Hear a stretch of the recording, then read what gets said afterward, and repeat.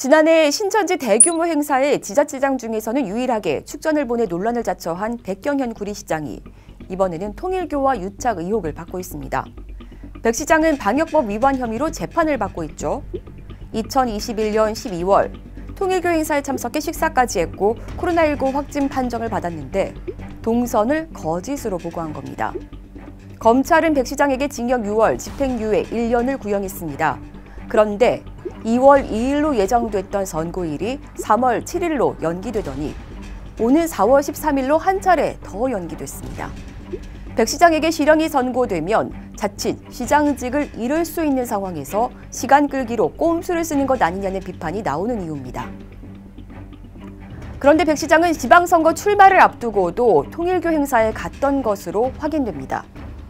다음은 첫 번째 효정 증거의 순서입니다. 네, 그렇습니다. 김영수 의장님의 효정 증거 후에는 제15대 구리시장을 역임하신 백경영 시장님을 이어서 만나보시겠습니다. 여러분. 시민언론 더 탐사가 확보한 통일교 행사의 식순입니다. 이때는 2021년 7월이었죠. 자, 여기 효정 증거자에 백경현 이름 석자가 분명히 적혀 있습니다. 효정 증거가 뭔지 통일교 신자에게 물었습니다. 한학자 총재를 이제 메시아, 참모모 메시아로 고백을 하니까, 신앙적으로 고백을 하고 있으니까, 그런 측면에서 저희들은 효정, 부모를 하나님이, 인간이 하나님을 모시듯, 저희들 개념 속에서는 양이분을 그렇게 모신다는 개념, 부모를 모시듯이, 하나님을 모시듯이, 그런 개념이라고 보시면 될 것 같은데요. 효정 증거라고 하면 그 개신교에서 말하는 간증 같은 거라고 보면 될까요? 그렇게 보시면 유사할 수 있죠. 그러면 이제 이렇게 신도들, 교인들이 하는 건 거죠? 그거는 보통. 그렇죠. 그게 외부에서 오신 분들도 그렇게 하시는 경우가 있을까요? 그럴 수 있죠. 문선명 한학자 총재 양이분을 신앙하는 분들도 계시고요. 또 존경하는 분들이 계시니까요. 근데 뭐 일부 외부 쪽에서 오시는 분들은 조금 그런 빈도는 제가 잘 모르겠습니다만. 그러니까 개신교로 말하자면 간증과 같은 일종의 신앙 고백 같은 거라고 볼 수 있습니다. 백 시장이 효정 증거로 했다는 발언도 정치인들이 종교 행사에 가서 의례적으로 하는 인사말 수준을 넘어섭니다. 통일교 안에서 신앙생활을 하면서 본인이 경험했던 것을 알리는 것이니 통일교 신도가 아니고서는 그 효정 증거를 할 수 없다라고 저는 봅니다. 저는 그분들이 발언했던 내용들을 보면서 좀 흥미로웠습니다. 왜냐하면은 뭐 연예인들도 초청하기도 하고 그런 뭐 유명한 공인들을 초청할 때도 그분들의 발언을 들어보면 어느 정도 선을 지키는 모습을 많이 봤었거든요.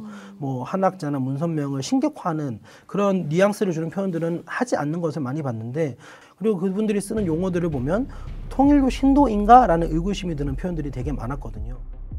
백 시장은 어떤 해명을 내놓았을까요? 시장님, 그 2021년 7월 11일 날 통일교 행사에 가셨잖아요. 어디 가세요? 통일교 행사요. 통일교요? 네네네. 저는 기억나는 게 없는데요? 통일교 행사 가신 거 기억 안 나세요? 아마 행사를 우리가 하루에도 군데 다 있는데 다 기억하고 있네. 그 통일교 교인들이 시장님을 되게 좋아한다고 하던데. 통일교 교인들이요? 네네네. 처음 듣는 소리예요, 그 소리는? 통일교 행사에서 그 2021년 7월 11일에 효정 증거라는 거 하셨잖아요. 뭐요? 효정 증거. 처음 듣는 소리예요? 무슨 말씀이신지? 거기서 이제 2020년에 월드서밋 대회를 계기로 가정연합과 큰 인연을 맺게 됐고, 그때 이제 한학자 총재님을 처음 뵀는데, 오늘 영상을 통해서 한 총재님의 국내외 활동과 지난번 싱크탱크의 정사급 인사들이 참 어머님을 증거하면서 이렇게 세계평화 활동에 동참하는 것을 보면서 왜 한학자 총재님을 참 어머님이라고 하는지 확실히 이해가 됐다. 이렇게 얘기하시면서 가정연합과 인연을 지속적으로 맺고 싶고, 참 어머님께 영광을 올리고, 참 어머님 언제나 건강하시고 성취에 무관하시길 기원드립니다. 이렇게 말하셨잖아요. 여보세요? 네네네네. 내용도 잘 모르는 상황이고 지금 회의 중이라. 그래서 끊을게요.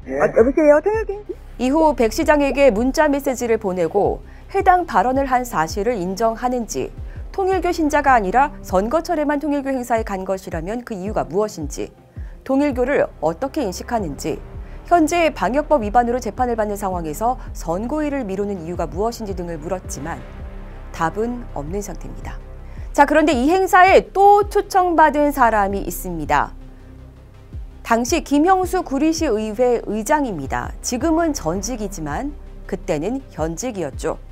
그는 한학자 씨를 실체성신으로 추어올리는가 하면 15년간 세계일보 지국장을 하며 통일교 교리를 많이 배웠다는 점을 부연하기도 했습니다. 그런데 김형수 당시 구리시 의장, 오리발을 내밀었습니다. 2021년 7월 11일에 네. 통일교에서 여는 그 신경원국 평화축제에 가셨잖아요. 어떤 거요? 이때 그 통일교 행사에 좀 가셨잖아요. 예, 예. 네, 백경현 당시 이제 전 구리시장이랑 예. 네, 지금 시장이시죠? 네. 네. 그때 뭐 초청을 같이 받으신 거예요? 백 시장이랑? 기억이 안 나네. 아, 기억이 안 나세요? 실체성신이 뭐예요? 예? 실체성신이 뭐예요? 나도 모르겠어요, 그런 거. 오, 그 의장님 발언에서 나오던데? 예? 의장님 발언에서 나오던데? 인사말에서 나왔겠죠. 그 써준 거 그대로 읽었겠죠. 아, 써줬어요, 누가? 그거를? 아, 그럼 우리 비서실에서 써줬겠죠. 아, 비서실에서? 예. 아, 비서실에 어떤 분이 이렇게까지 써주셨을까? 아니, 그러니까 그날. 통일교회가 구리에 있어요. 구리성전이에요. 네네. 나 기억은 안 나는데. 네. 축사해달라면 축사해달라고 비서실에다가 축사 쓰라고 할 거 아니에요. 그러면 거기서 어떤 거 이리저리 불러서 다 하겠죠, 그걸요. 아니죠. 그때 그 행사 자체로는 안 갔을 거예요. 코로나 시국 때문에 그거 써달라고 해서 그 팜플렛에만 올라간 것 같은데. 그러나 김 전 의장의 발언이 담긴 영상을 확보한 상황. 구리시가 잘 되는 길은 가정연합의 인프라를 잘 활용하는 것이 최고라고 생각합니다. 수택수련소에서 참부모님께서 수만 명의 일본 식구들을 초대해서 승공교육, 그때는 승공교육이었지만 지금은 반공교육으로 변화했죠. 원리, 그러니까 통일교 원리 본체론 등을 교육하고 승국연합 활동을 했던 곳이 구리시였고, 많은 일본 식구들이 활동하면서 구리시 경제가 활성화되기도 했습니다. 지난번 싱크탱크 2022 희망전진대에서 세계 정상급 인물들이 많이 나와 참부모님의 업적을 충성하는 것을 보았습니다. 앞으로 시의회 의장으로서 다양한 활동을 하면서 가정연합과 지속적으로 인연을 맺고 싶습니다. 참부모님의 세계 평화를 위한 다양한 활동에 시의회 의장으로서 열심히 힘을 합치겠습니다. 우리는 지금 이 시대에는 정말로 감사드리게도 실체성신신 참어머님과 한 시대에 살고 있습니다. 참어머님 사랑을 느끼면서 한없는 감사를 느낍니다. 사랑합니다. 개인적으로 저는요, 한 15년 가까이 세계일보 지국장으로서 구리시에서 활동한 바 있습니다. 신문 보급에 대해서요 열심히 했었고요. 아니, 그 코로나 때 이렇게 뭐 어쨌든 가셔서 됐어요. 이제 그만 끊으세요. 아니, 여보세요? 얘기 말 같자는 얘기를 해가지고. 아니, 뭘 같자는 얘기가 아니라 지금 이게 영상이랑 다 있는데. 아, 있으니까 어쩌라고요? 그냥 기억이 안 난다고만 하시니까. 아, 참 그만하세요. 네? 아니, 왜 이 화? 김 전 의장은 불쾌감을 드러내며 전화를 이렇게 끊었습니다. 김형수 당시 구리시 의장은 민주당 소속입니다. 지난 지방선거 예비후보로 출마했다 돌연 사퇴했는데 선거를 앞둔 시점에 정치인들이 통일교의 선택을 받기 위해 경쟁하듯 아부 발언을 한 것 같죠. 혹시 우리가 모르는 당을 뛰어넘는 그들만의 모종의 관계가 있었던 건지도 모르겠습니다. 어쨌든 부적절합니다. 더구나 백경현 시장은 교회 안수 집사입니다. 그가 출석하는 교회에 찾아가 백 시장 대신 백 시장을 전도했다는 교회 관계자를 만날 수 있었는데요. 백 시장의 문어발식 종교관, 그 이유를 알 수 있었습니다. 선생님은 어떻게 시장님 알고 이렇게 전도하세요? 옛날에 이제 국장하고 시청 직원이었었잖아요. 그렇죠? 네. 그래가지고 이제 뭐 시장을 나가신다 어쩐다 뭐 이런 얘기를 딱 들었을 때, 그럴 때 이제 그 전에 이제 교회를 이렇게 섬기려면 섬겨야지 괜히 뭐 후보가 돼가지고 나간다 그랬다 그러면 안 좋으니까 미리 이제 등록을 하신 거예요. 아, 미리. 그래도 뭐 일반인으로 있을 때 한달 좀 염두에 두고 오시긴 했네요. 선거 치를 때는 교회가 좀 도움이 되나 봐요. 큰 도움은 안 되는데 거기서 이제 큰 도움은 안 되는데 거기서 이제 역할을 해주는 사람. 말하자면 저 같은 이제 제가 그러면 기독교연합에서 대외협력위원장으로 제가 목사님들 100여 명 있는 데서 대외협력위원장으로 내가 받은 사람이에요. 목사님들한테 받고 그래서 시장님을 같이 이제 동참을 시켜가지고 소통을 하게끔 우리 부르식 담당 80대 교회 목사님들하고 소통을 시켜주고 그런 역할을 여기 초대받아서 가서 인장 발표하고 내려올 수가 있고. 아니 근데 교회 40년 다니셨는데 그거 괜찮다고 보세요? 정치인들이 그렇게 나 진짜 많이 하시잖아요. 그 정치인은 우리는 안 하지만 우리처럼 이렇게 신앙인들의 사람은 대부분 피하고 안 하지만 저도 엄청나게 그 신천지 회원들이 저하고 얼마나 가깝게 이렇게 하는 거예요. 근데 뭐 자기네 거기 교육하고 하라고 그러잖아요. 교육을 하잖아. 한 번은 안 갔어요, 제가. 그러니까 이게 이런 시장님하고 관계 때문에 내가 이렇게 옆에 치지 못하거든요. 근데 그렇게 정치인들한테 접촉하니 사실 수가 빤하잖아요. 근데 그 효정진 것까지 하셨던 거를 좀 여쭤봐 주시면. 네, 그거는 이제 저거는 해가지고 써놓는데. 직접 올라가셔서 말씀하셨는데? 직접 올라가서 말씀하셨는데. 네. 어디 신천지요? 아니면 통일교요. 우리 유권자들이 거기 많거든요. 아, 유권자분들이 좀. 그럼요. 그보다 대통령이 또 몰라요, 사람들은. 종교가 좋은 정치를 할 수 있는 바탕이 되기보다는 정치를 위해 이용되고 또 이용하는 셈입니다. 뭐 통일교 같은 경우에는 다양한 명목으로 이렇게 헌금을 걷어가는 게 많이 있는 것 같아요, 보면은요. 그래서 뭐 조상회원이라고 해서 뭐 조상의 죄를 씻기 위해서 뭐 헌금을 해야 된다 이런 것도 있었고, 뭐 영감상법이라고 해서 통일교에서 뭐 만들어낸 뭐 굿즈라고 해야 할까요? 그런 물건을 사면은 뭐 죄가 씻어진다라든지 뭐 그런 식으로 헌금을 걷어들이는 명목들이 참 다양했고, 통일교 안에서 최근 들어서 헌금을 좀 과하게 요구하는 일들이 있었는데 뭐 가정당 얼마씩 헌금을 해야 한다라고 할당량을 내주었어요. 근데 그 요금, 그 헌금을 해야 된 금액이 좀 부담이 된다면 나눠서 내게 하는 경우도 있고, 할부로. 네, 할부로. 그리고 뭐 탈퇴자분들 이야기에 따르면은 뭐 그 헌금을 받기 위해서 뭐 지로용지를 집으로 보낸다든지 뭐 이런 게 있다고 합니다. 그래서 뭐 제가 통일교를 봤을 때는 가장 큰 문제는 결국엔 돈이구나라는 생각이 가장 많이 들었습니다. 이 통일교가 유독 돈을 성도들에게 많이 강요하는 이유가 있을까요? 제가 봤을 때는 통일교는 결국엔 자신들만의 왕국을 만드는 것이 핵심 목표입니다. 그들의 핵심 교리이기도 하고요. 통일교가 문제가 일어났을 때 어느 정도 좀 묵인이 된다라는 평을 받는 것도 이와 같은 연결고리가 아닌가라고 저는 보고 있습니다. 그런데 이런 피해는 일본에서 더 드러나기도 했습니다. 아베 신조 전 총리의 피살 원인에도 통일교가 있었죠. 통일교 같은 경우에는 오래 전부터 좀 정치권에 유착을 해왔습니다. 예를 들면 1970년도에 통일교에 또 가장 크게 외치는 사상 중에 하나가 멸공, 승공 이런 부분이거든요. 공산 정권과 싸워서 이겨야 된다라는 이런 사상을 가지고 있는데, 그래서 그 사상에 대해서 좀 관심이 있었던 정치인들은 통일교를 이용하기도 했고, 그렇게 정치인들에게 이용당한 통일교는 그것을 기반으로 뭐 교세를 확장하게 된다든지 아니면 자리를 잡는 데 있어서 도움을 얻는다든지 그런 효과를 봤던 것 같습니다. 특히 일본 극우와 굉장히 유착이 심하잖아요. 또 네. 오랫동안 견고하게. 네. 제가 봤을 때 통일교와 일본 정치권 간의 유착 관계를 생각해 봤을 때 가장 잘 보여줬던 게 아베 전 총리의 이제 사망 사건이다라고 생각합니다. 사실 통일교는 오래전부터 이제 일본 국가를 어머니 국가다라고 부르면서 통일교에서 일본 국가를 많이 관리를 해왔거든요. 그러면서 일본 안에서 많은 신도들을 또 보유하고 있었고 많은 헌금을 거두어왔습니다. 그렇게 해서 통일교는 또 막대한 자본이 한국 땅에서만 들어온 게 아니라 일본에서 가져왔던 그런 돈들이 있었던 것이죠. 그렇게 자금을 바탕으로 통일교는 계속해서 성장해왔고, 일본에서도 자민당 쪽이랑 되게 깊은 관계가 있어 왔다. 이 때문에 기시다 후미오 일본 총리의 지지율은 20%대로 추락하기도 했고, 조기 퇴진 여론까지 들끓을 정도로 당시 통일교에 대한 일본 국민의 분노가 거셌습니다. 또 이런 통일교는 한일 국제결혼을 매우 적극적으로 시켰죠. 한국 내에서는 통일교 2세들의 친일 인식이 사회적 문제로 떠오르기도 했습니다.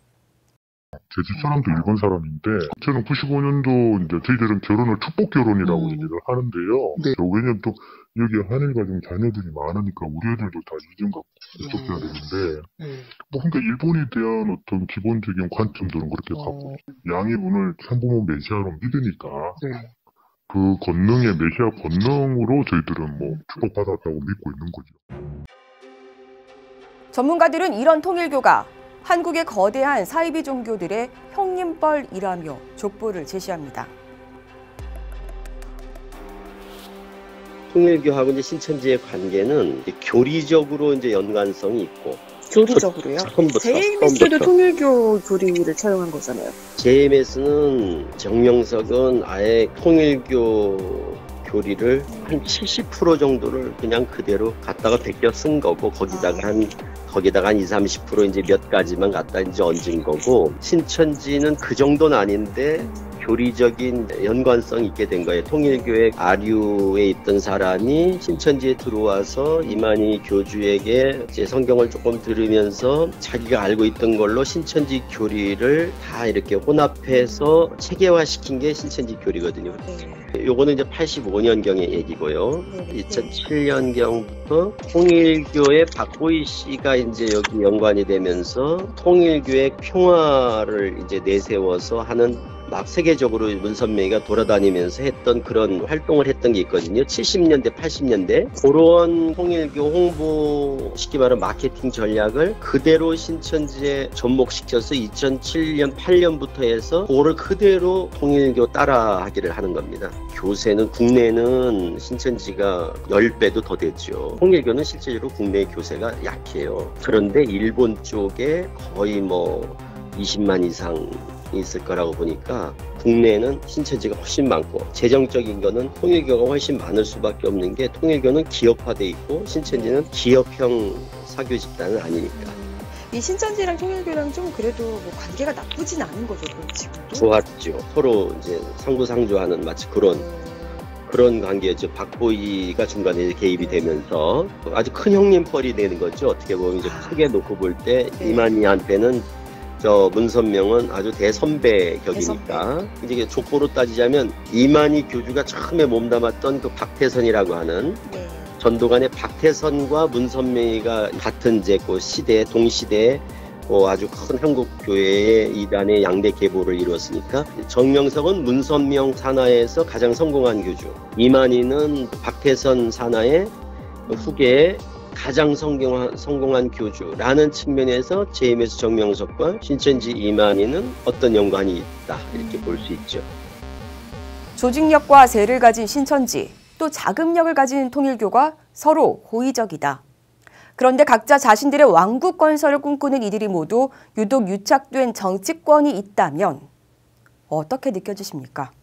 우리가 잘 알다시피 지난 대선에서 신천지가 윤석열 대통령을 조직적으로 지지했다는 신천지 신자들의 증언이 이어졌었죠. 의혹은 통일교도 예외가 아니었습니다.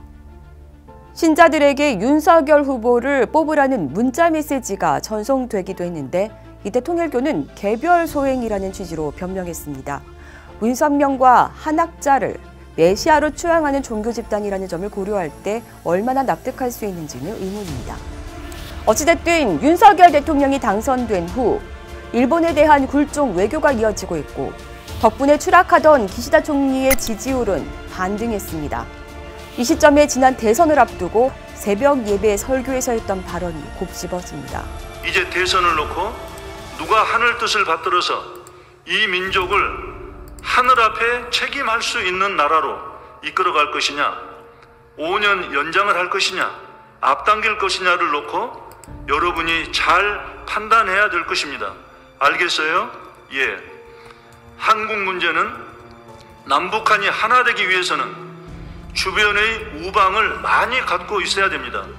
지정학적으로 볼 때 가장 가까운 일본은 한국에 피해를 준 문제가 많은 나라입니다. 그러나 그 나라를 통해서 신통일 한국, 신통일 세계를 이룰 수 있다면 품을 수 있는 아량이 있어야 하는 것입니다. 일본을 통해 신통일 한국, 신통일 세계를 이룰 수 있다면 품을 수 있는 아량이 있는 후보를 선택해야 한다. 윤석열 정부의 굴종 외교 이면에 통일교가 있는 건 아닐까요? 기우이길 바랍니다. 지금까지 시민언론 더 탐사 권지연입니다.